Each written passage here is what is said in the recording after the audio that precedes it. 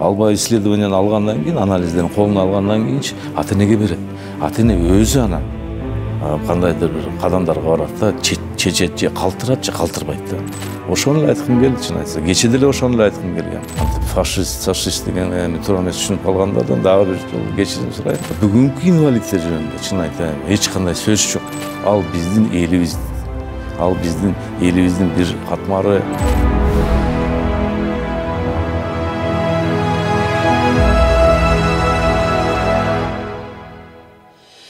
Кечеги сөзүм мындай болчу да, бул чындыгында бул проблема менен көптөн бери эле өзүм алектенип келем. Не дегенде, мени аябай бул проблема чындыгында жүрөгүмдө отурат да. Анан баягы бүгүнкү жашап аткан инвалидтер боюнча буруп кетишти да ошол жака. Чындыгында ал инвалидтер боюнча эч кандай сөз жок. Ал милдеттүү түрдө мамлекет биз дагы аларды карашыбыз керек. Айтып атпайм, бүгүнкү күндө мына Россияда, Казакстанда, Өзбекстанда бүт бардык жерде бар ушундайчы. Бизде гана жок да. Анан баягы 150 апа бүгүнкү күндө аял төрөсө, ошонун 10% гана чындыгында мындай 10%га жетпегендер, мындай бир дурусураак боюнда бар кезинде больницага көрүнөт. Врачтарга, профессиональный врачтарга көрүнүп алат экен. А калгандары баягы эми Кудай берди, Кудай кандай болсо ошондой болот деп эле жүрө берет экен да. Буну мен неге айтып атканым? Биз милдеттүү түрдө мамлекетти ушул тармакка көңүл бурсын деп атабыз да. Бүгүнкү күндө ушундай кандай наследство, генетический оорулар болбосун, ушулардын бардыгын 100% баягы өткөн аялдардан 95%га чейин аныктап атат да. 5% эле погрешность бар да. Бул мен ойлойм 95% деген бул өтө чоң цифра. Ушуну эми башка мамлекеттерде буну колдонуп аткандан кийин биз эмне колдонбойбуз депчи. Ошону кече ошо мааниде айткам.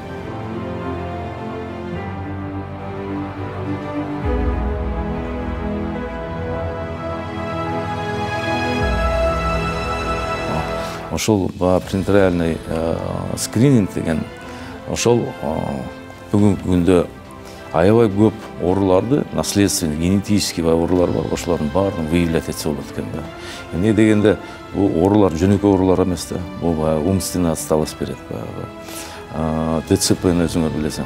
Бүгүнкү күндө мына аутизмди кошпой жатышат. Эмнеге дегенде, аутизм болгону азыркы күндө бирок технология алдыга кетип атат. Болгону 30%га чейин аныктайт экен анычы. Бирок технология алдыга кетип аткандан мен ойлойм, бул да 1-2 жылдын ичинде Кудай буйрса, бул да 100% аныкталат депчи.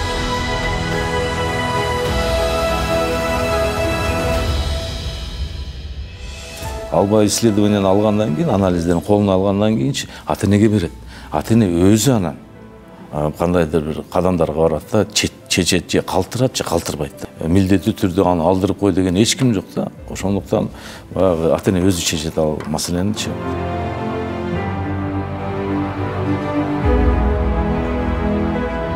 Бүгүнкү күндө өзүңүзгө белгилүү болгондой, ушундай инвалид бала төрөлүп канча деген жаштар ажырашып кетип атышат.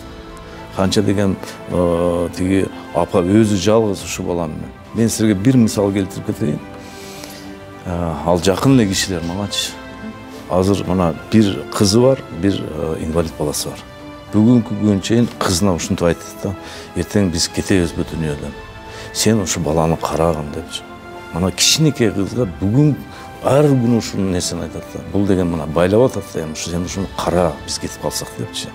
Бул дагы бир чоң, мен ойлойм, кызда күнөө жок, балада күнөө жок, ата энеде күнөө жок. Бирок бир баягы Кудайдын берген сыноосу да.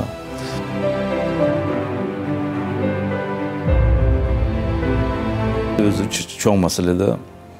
Бул баягы биздин жаштарга дагы бир чоң сабак деп ойлойм да. Не дегенде,